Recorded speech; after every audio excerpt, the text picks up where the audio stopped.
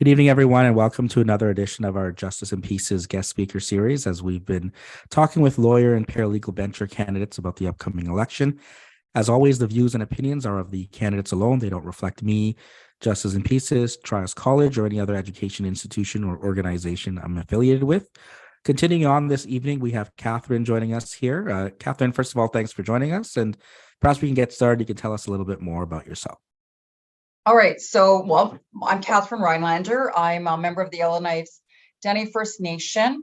My mother is a residential school survivor, and her first language was Chippewan. I do not speak my language. I've endeavored to try, but I'm just having some troubles with it now in my older years, trying to figure it out.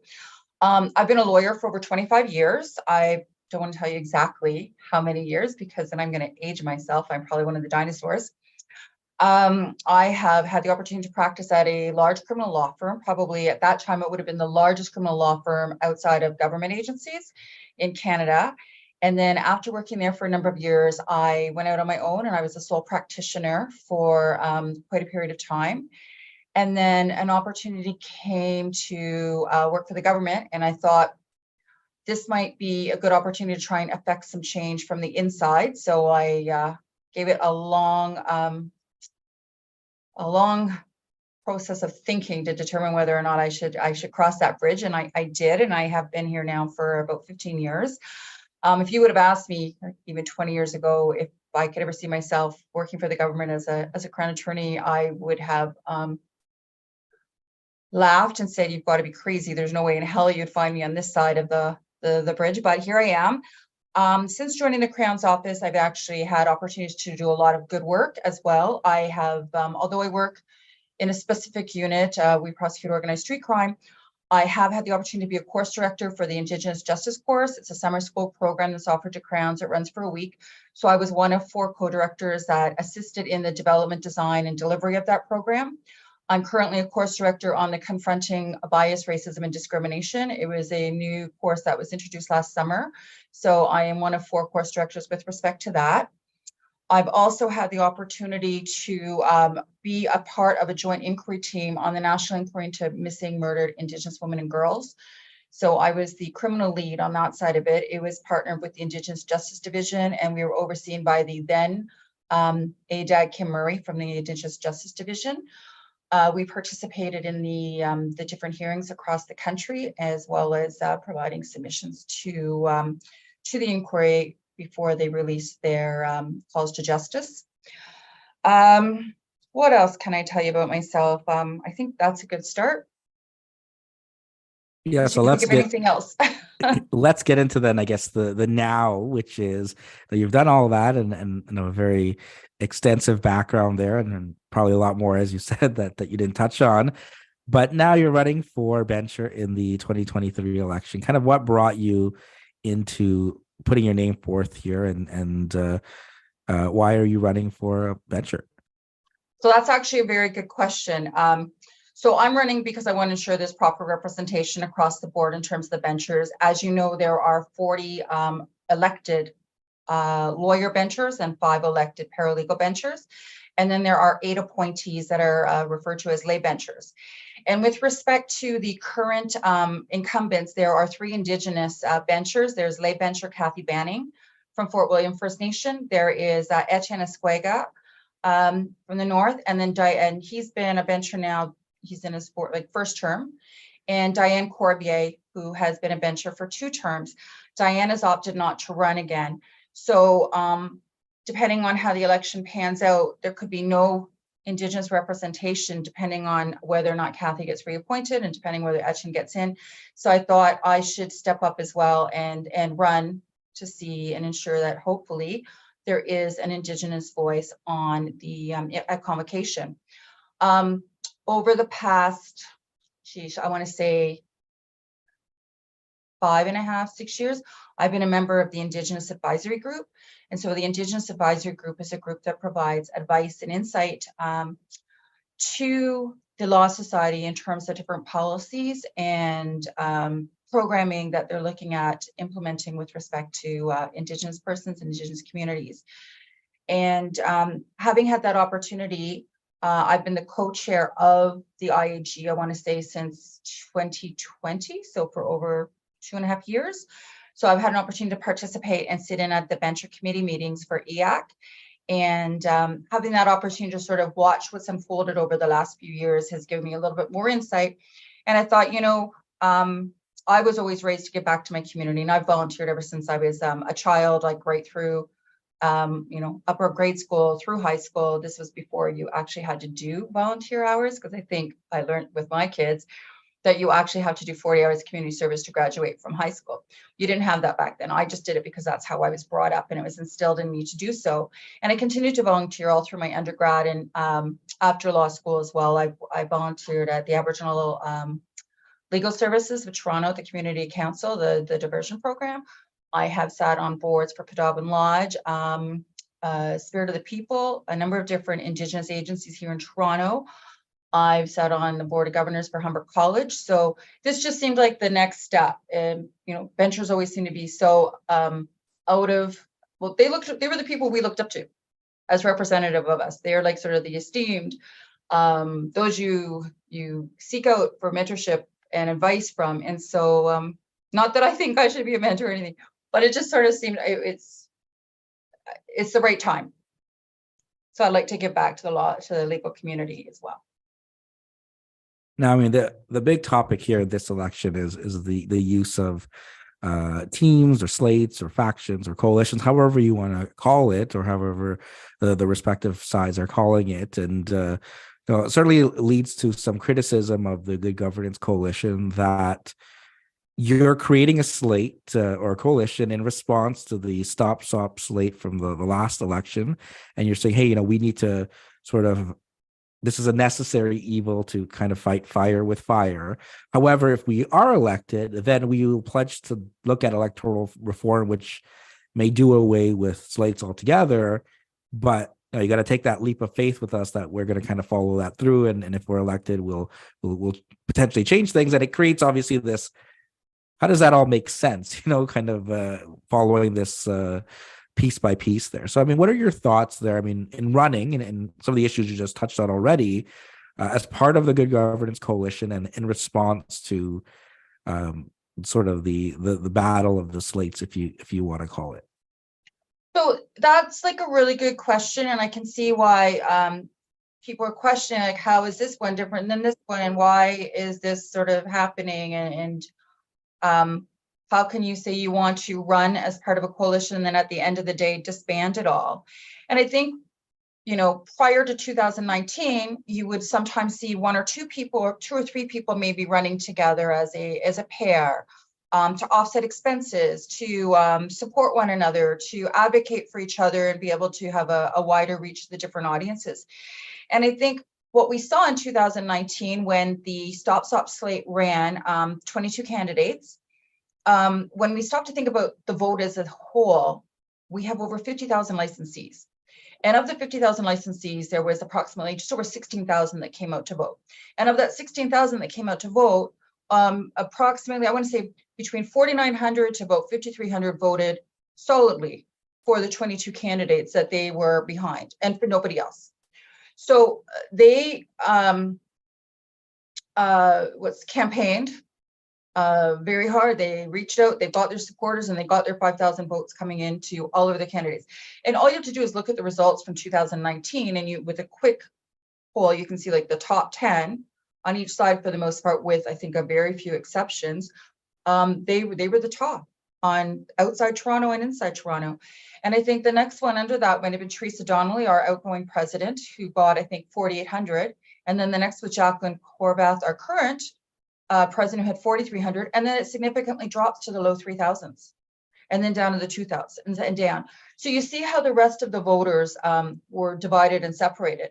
And the coalition, I suppose, last spring, Stop had announced that they were going to be running a full slate of candidates. I believe there are 36, so it's not a full slate, but 36 as opposed to 40. So my understanding is there was a question throughout the legal profession is how can we advance and sort of straighten out the curve in the road to see how we can better be reflective and representative at the Law Society and conduct the business that needs to be done without risking self-regulation.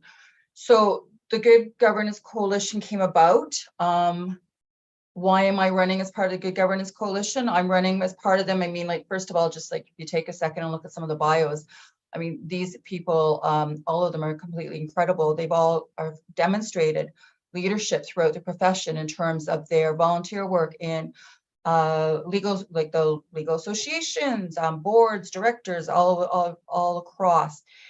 Not just that, they're proven leadership, they've shown their responsibilities in sitting on these boards, and they're representative and reflective of the public as a whole and the community that we seek to serve. We've got different cultural backgrounds, representation. We've got gender parity. I mean, you stop to think about it, including the paralegals that are running. We have 29 out of 45 candidates that are female. So right there, it's over 50%. Like, can you imagine convocation having more than 50%? Would be the first time in history, which is outstanding.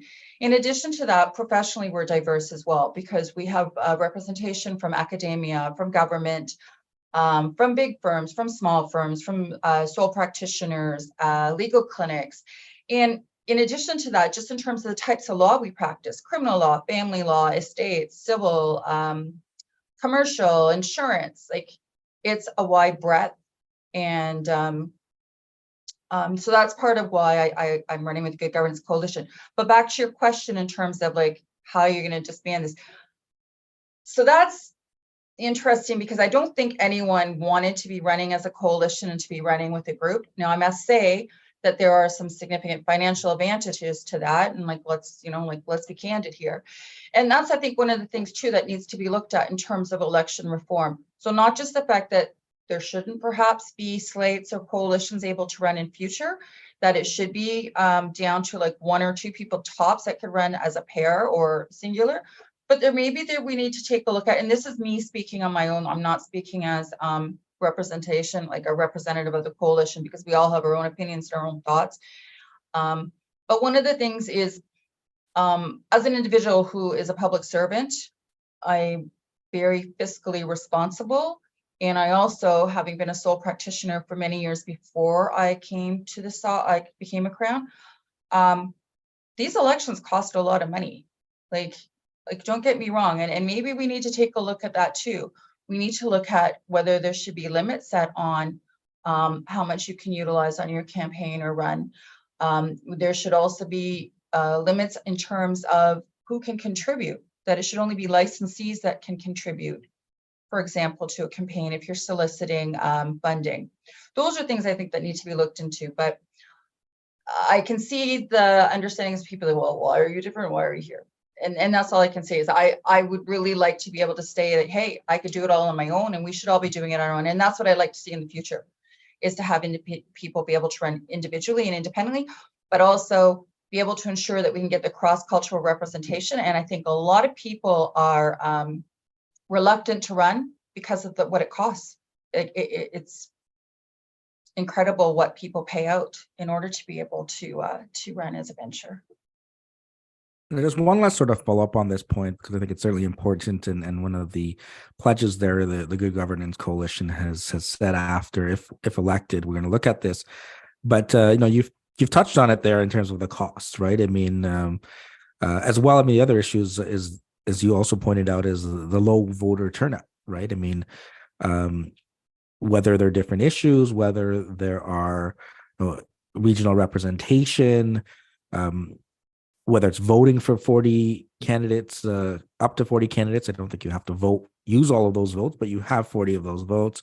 I mean, any other thoughts there before we kind of leave electoral reform, of things that we can do to both increase voter turnout, but as well to make it a more level playing field, and having more people maybe come forward and wish to run or be a part of the board as a venture? So, I mean, these are just some thoughts watching this all play out, is maybe having sort of the regional representation, and that your votes come from your region alone and it's not left open to the province. I mean, when you take a step out and you look at it objectively, it's like a giant popularity contest. And if you're not known, like I'm not known outside the criminal bar, I don't think anyone would know who I was if you walked down Bay Street and said, hey, are you going to vote for Catherine Rhinelander? And but for the coalition, they would say, who the hell's Catherine Rhinelander? But if you're sort of more, for example, let's take the North, right? The last election, and the stop vote got the majority of their votes from outside of the North region. So a candidate from the North got in with much less votes, but that's because the North voted for him. And I think that that's also important, because if you're going to be the voice for your region and your association, you need to know who your bencher is, and you need to know who your representative is. And it's important too for your bencher, your representative, to bring those issues and issues that affect your area to convocation, so it can try and be addressed. It's just, I think it's hard to know who the people are in all the different regions. And so those are just sort of some ideas or thoughts that, in addition to the fiscal examination of campaigns and where funding comes from, and the issue of slates or coalitions. All right, so let's leave sort of the electoral reform, slates, and the coalitions. I know you've mentioned some issues that are important to you, but again, what are some things there, if elected, that you'd like to look at, or have the law study have a different role, or maybe continue to do some of the things that they've been doing in the past with respect to anything that's important in this election issue-wise? So obviously, one of the main things is ensuring the public trust in the legal profession. Right? I mean, we're a self-regulated profession, and there are statutes and there's legislation to ensure that we do certain things in order that the public can be able to have some faith and some trust in us. So that's a big issue that I see. And in order to have that trust, we have to be responsible, and we have to ensure that we are respectful to one another, and the way we carry ourselves and manage ourselves, that we are we have to be that much better in some ways. When you're a bencher, for example, or even you're a lawyer, we're supposed to be role models of a form, right? And that's why it's important that there should be some decorum. There should be like the ability to listen to one another respectfully, not cut each other off, not be rude, not be disrespectful. So those are some of the things that are important. I also think that it's important, like if we want to maintain self-regulation, that we have to show that we're fit and able to do so. And one of the things with self-regulation is also the ability to make sure that we're all competent, that we're all trained properly, that we keep up our qualifications, that we're up to date on the law. And some of that comes down to CPD. And if you look at any profession, accounting, physicians, dentistry, everyone's required to have continuing education and to make sure that they are up to date. The only thing we don't do is examine each other each year to make sure we've had certain licensing exams to ensure that we've attained or retained the ability to continue to deliver our services. Other things that are important are access to justice. That is incredibly important. It's, for me, for example, think about it, if I go back, so the Indian Act, it was illegal for Indians to hire lawyers until 1951. And if anyone tried to help raise funds or provide legal advice, they could be fined $200 for helping us. So, this is like a huge change, like 70 years later, to have access to justice, and for us to be able to hire lawyers, and to be able to actually not have to go to the Indian agent to ask for permission to be able to hire counsel to fight for enforcement of the treaties or enforcement of land claims. So those are things that are really important. And then you also have to take a look at, when you're looking at access to justice, is geographical barriers, social barriers, language barriers. And, with COVID-19 and the courts all sort of transitioning to Zoom trials or, virtual trials, we have to stop to think about what services are available in the northern communities as well. And are they able to properly receive those? Are they able to participate with, strong connections. So those are some of the issues that I see that are really important. In addition, I guess I should have one thing that goes to, sorry, JP, and thank you once for having me here. I should have said the outset. But licensing reforms too is really important as well in terms like mandatory minimum compensation for articling students, but also looking at the fact if we can't provide articling positions for everyone or people are having difficulties finding them, what alternatives or what things can be examined to look at moving forward to put everyone on the same footing. Okay, so let's continue on with that, right? Because that's been a big topic there, articling and supports there for newer licensees and how they get into the profession. What can be done there? I mean, aside from obviously the discussion that's already happened with the minimum wage, but I mean, both in the articling process and then even in the recent calls once you're licensed, that whether it's looking at the cost there, looking at maybe some of the supports, maybe needing more of. Any thoughts there on what the Law Society can be doing more of to ensure that both those going through the articling process and then becoming licensed are given the supports that they need? So because I'm not an incumbent and I'm not as familiar with what programs are currently in place, I know that there have been some changes in the different law schools over the last few years in terms of programs that are available so that you don't have to article, but you would either A, get your training through a placement while you're doing your law degree, and then you can walk right out, write your licensing exams, your solicitor and barrister exams, and start practicing immediately without having to undergo the articling process. There are also, there's a program in place that you can pay to do sort of an enhanced bar examination course and then do your licensing. And then of course there's the articling process. So I'm obviously open and willing to listen to and examine all of those because I totally agree. I think that when you're coming out of law school with the exorbitant debt load that almost all of them come out with, I think that if you're few and far between that don't have a debt load, that's hard enough. And then to start up your own practice or to have to pay your fees. And what if you don't pass the first time round? What's in place in terms of having to do a rewrite? Do you have to start all over and repay all of the same fees for the materials again? Is there a discount afforded? Is there like, I'm not sure, but I am completely open to that. And having practiced as a sole practitioner, and being a public servant, I'm very conscious about how I spend money and whose money I'm spending is important. And maybe this is sort of off topic, but I mean, when I went to law school, my fees were somewhere like around the 3,000 mark a year. So okay, I'm dating myself. But you look at the law schools here in Ontario, for example, Queen's tuition is what, 20,000 a year. U of T is, I think, 35 to 37,000 a year. Osgoode is 31,000 a year, and that's not that's not including your cost for like books, Wi-Fi, if you have to move and pay for rent and just daily living expenses. What if you're a single parent? I mean, you have to add all those factors in, and then that debt comes with you.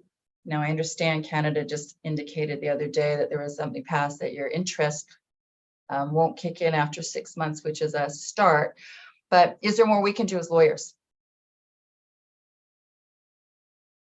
And yeah, I mean, and certainly that raises the points of who can afford to become a lawyer now, right? And then having the ability, if again, even if you're doing minimum wage for articling, that all of that is while you're still paying off those debts and things like that. You also brought up, obviously, in terms of access to justice, and certainly important, and you also touched on the fact that it's possible. I mean, there could be no Indigenous benchers, or at best, I think 3, depending on. I mean, obviously, there could be some others from the lay benchers that come forward, but in addition to the Indigenous advisory group that you're on. Again, what can the Law Society be doing, regardless of who is a bencher, in terms of addressing some of those issues surrounding access to justice? And as you pointed out, I mean, 70 plus years ago, you couldn't even hire a lawyer, right? I mean, and what's come since then. But I mean, what more needs to be done, from the law studies perspective to better afford access to justice, or even looking at it from the piece we were just talking about, maybe having more Indigenous lawyers come through and practice. Well, I think, there are a number of different factors and different issues and different things, and different people have had different lived experiences before they've gone to law school. And I think that, part of that has to be examined and looked at too. I mean, I think about persons who have lived experiences that the Law Society might think are not good character backgrounds in terms of situations they found themselves in. I think about women, for example, who have found themselves in very difficult situations and may have had to be involved in the sex trade in order to make ends meet. It's not like they grew up and said, hey, I want to go out and work in the sex trade. But you have situations and circumstances where individuals had to fight for the right to be called to the bar as a result of past history. So I think some of that needs to be examined and looked at too. In addition, I think that some of the part of the good character aspects indicate that if you've had a pardon even, they question whether they can go behind the pardon and look at that, which you can't do in criminal law. If someone's been pardoned, it's gone. So what right does the Law Society then have to go and look at that? But there's also other parts of it too, because we have lawyers that steal and that have committed criminal offenses, but are still allowed to retain their licenses to continue to practice law. So how can you say to a potential licensee, you can't, but you have a lawyer who's been convicted or found guilty of something who can continue? And I think actually your question is really good, because it sort of brings me back to this. What might be a way too is to look at some method in which you can sort of see whether or not you've got that good character qualification before you go to law school, because people are hesitant. Because maybe someone was convicted of a theft at the age of 18. So now they're an adult. It comes with them. Like, at what point can we look into that aspect of it to see whether or not you can sort of have a pre-check? Because it might be a deterrent for some people even considering going to law school, because they think that they won't make it through at the end, or they won't qualify. So why would I go through that expense? Yeah, because I mean, it's a significant expense, as you pointed out, and then by that point, if you're like, oh well, all that's down the drain. I wish I knew this beforehand. So it's kind of either you don't apply and because you don't want to risk it, or you do, and then maybe coming too late, too little, too late to find out that information.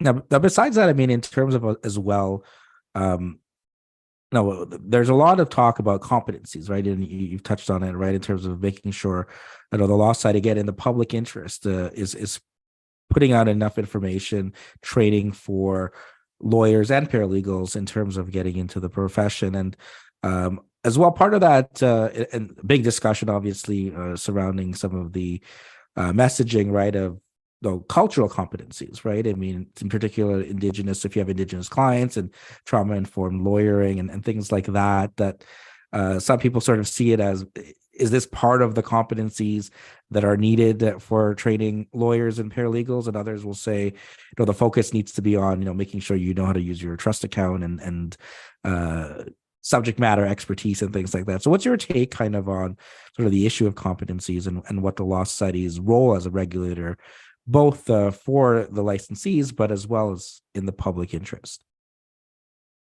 So there's a lot of unpacking to do in that question. So I'm just going to go back for a moment. So you think about 2015, and the Truth and Reconciliation Commission announced its calls to action. And call to action 27 and 28 is specifically focused at the law societies across the country, as well as at the law schools. And they need to educate. And so when you want to talk about cultural competencies, I prefer to call it cultural awareness, because quite frankly, it doesn't matter how many courses you take. It doesn't necessarily mean you're going to be competent at the end of it. But I do think it's really important that you be aware. And I think that goes for in general, like the practice of law. If you're going to go into any area of law, you need to be aware, and you need to be up to date, and you need to understand the issues. So if you're going to practice criminal law and you want to go to a wiretap case, then you better understand Regina and Garofoli. like, you need to understand what a Part 6 is, and you need to understand how you're going to take it apart. Similarly, if you're going to do a manufacturer's liability case, you need to understand all of the issues that arise there. So if you're going to represent, and I'm going to take this back, for example, the residential school class action settlement, and we had the independent assessment process, and you had lawyers that didn't necessarily understand the history of the residential schools, didn't necessarily understand the damage that had been inflicted and the trauma inflicted to those survivors, and didn't understand how to properly represent or work with their clients in the communities. And I think that is really important. The other part of it is acknowledging and recognizing that there are traditional Indigenous legal orders and systems. So if you've got your duty to consult, if you're going to start doing work in a certain area or a certain field, you need to be apprised of it. You need to learn. And I don't it maybe at some point it might lead to the legal competencies, but it certainly doesn't lead to the cultural competencies, if that makes sense. Yeah, and certainly a lot in there, right? In terms of looking at this issue, it's not something certainly we can really cover in our talk here. But I did want to get some thoughts. Your last couple of questions about. We've talked about kind of the future there in terms of people coming through the profession, right? That are students, right? Whether they're paying $30,000 a year in tuition plus. As they look to make the jump from law student or paralegal student and become licensed, do you have any advice, any words of wisdom for them as they get into the profession? Well, if you get through law school and you're still interested in being a lawyer, then that's amazing and you're going to love it. You're going to love it. There are so many different facets of it. There are so many different opportunities.